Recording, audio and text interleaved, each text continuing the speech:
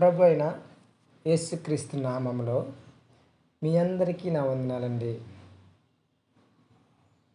ఇప్పుడు పిల్లల కోసం మనం ప్రార్థన ఎలా చేయాలి? మనం తల్లిదండ్రులై ఉన్నాం కనుక పిల్లల కోసం ప్రార్థన ఎలా చేయాలండి? నా మట్టుకు చాలామంది ప్రార్థన ఎలా చేస్తారంటే, ఒక పిల్లవాడు ప్రయాణిస్తున్నాడు, వేరే ఊరు వెళ్ళాలని ప్రయాణించేటప్పుడు వాళ్ళ తల్లి కానీ వాళ్ళ తండ్రి కానీ ఎలా చేస్తారంటే, పాస్టర్ కానీ ఎలా చేస్తారంటే, ప్రభువా నా కుమారుడు పలానా పని మీద వెళ్తున్నాడు,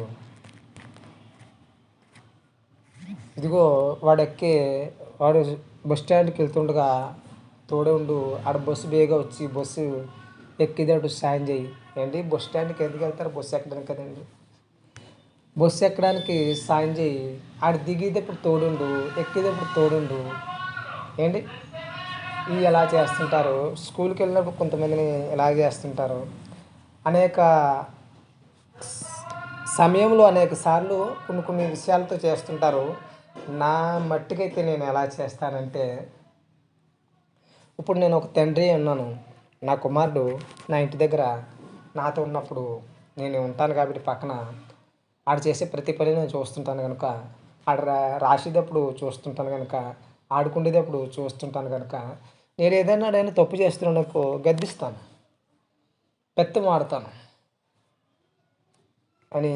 ఇప్పుడు మనం పక్కన ఉండం. స్కూల్కి వెళ్ళేటప్పుడు స్కూల్కి వెళ్తున్నాడు కదా, పక్కన మనం ఉండం. ఒకసారి ఒంటరిగా వెళ్తుంటాడు, ఒకసారి కొంతమంది దేవడుతున్నాడు, ఒకసారి వెళ్తుంటాం. పక్కన మనం ఉన్నప్పుడు మనం ఎలా చేయాలి ప్రార్థన? ఆడు వెళ్ళిన తర్వాతనే చేయొచ్చు, ఆడితోనే చేయొచ్చు. ఎలా చేయాలంటే, దేవా ఆకాశమందున్న నా తండ్రి నీకు వందనాలు. ఇదిగో నా కుమారుడు స్కూల్కి వెళ్తున్నాడు నాయన, పక్కన నేను లేను కాబట్టి నాయన తండ్రి, నా కుమారుడి చెయ్య నువ్వు పట్టుకో, నా కుమారుడి చెయ్య నువ్వు పట్టుకుని వాడిని నడిపించు, ఆ స్కూల్కి తీసుకెళ్ళు.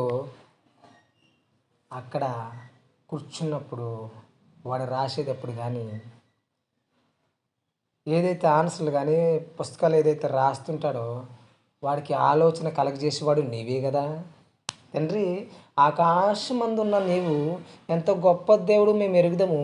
ఇదిగో నాకు నా చిన్నతనం నుంచి నువ్వు తోడై ఉన్నావు కదా, ఈ రోజున నా కుమారుడి కూడా నువ్వే కదా తోడుండాలి. అవును ప్రభువా.